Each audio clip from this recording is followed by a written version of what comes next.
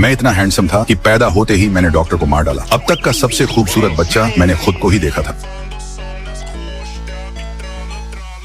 तभी से मैं अपना चेहरा जाली से लपेट कर रखता था, इस डर से कि मेरी शक्ल फिर से किसी मासूम को नुकसान न पहुंचा दे। लेकिन 20 साल तक छिपकर जीने के बाद मेरे अंदर एक नॉर्मल जिंदगी जीने की इच्छा जागी। इसलिए मेरे पेरेंट्स मुझे एक साइकोलॉजिस्ट के पास ले गए, इस उम्मीद में कि शायद वह मेरी मदद कर सके। उन्होंने कहा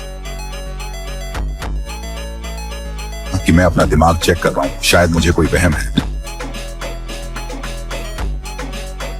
लेकिन जब तक वे ऊपर गए, डॉक्टर पहले ही मेरी शक्ल से मारा जा चुका था। मैं पूरी तरह टूट गया। मैं एक पुल की ओर भागा, सब कुछ खत्म करने के इरादे से। तभी एक गुजरती हुई लड़की ने मुझे देखा। क्या मैं पुल से कूदने के नाटक में दखल दे रही हूँ? मेरे कारण बुरी चीजें होती हैं और मेरे जाने के बाद सब रुक जाता है। ठीक है, ये बहुत डार्क है, उसने कहा। मेरी जिंदगी भी बहुत अंधेरा है, सन ग्लासेस से क्या कम नहीं हो सकता।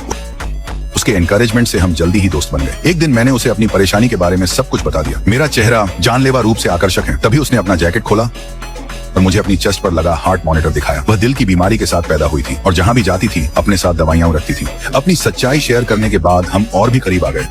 हम साथ में फिल्में देखते, पिकनिक पर जाते। एक बार जब उसे चोट लगी तो मैंने उसके घाव पर पट्टी बांधने के लिए अपनी जाली का एक टुकड़ा फाड़ दिया। उसकी हार्ट रेट अचानक बढ़ गई, मॉनिटर पागलों की तरह चमकने लगा। कुछ ही समय बाद हम कपल बन गए। एक डांस में जहां हम साथ गए थे, अचानक उसके नाक से खून आने लगा। मुझे चिंता न हो इसलिए वह वॉशरूम की ओर भागी।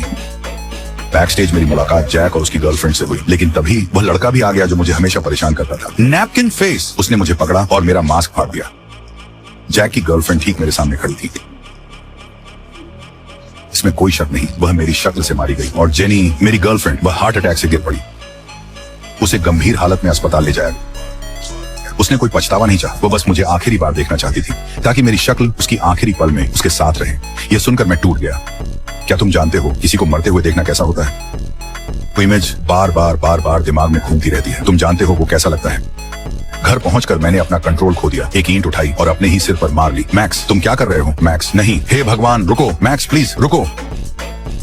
मेरे पेरेंट्स ने मुझे सही वक्त पर रोक लिया। मैं जैक की गर्लफ्रेंड के अंतिम संस्कार में गया, उस दर्द के बोझ के साथ जो मेरे चेहरे की वजह से पैदा हुआ था। लेकिन जैक ने मुझे दोष नहीं दिया, इसके बजाय उसने मुझे हिम्मत दी जेनी से मिलने की, इससे पहले कि बहुत देर हो जाए।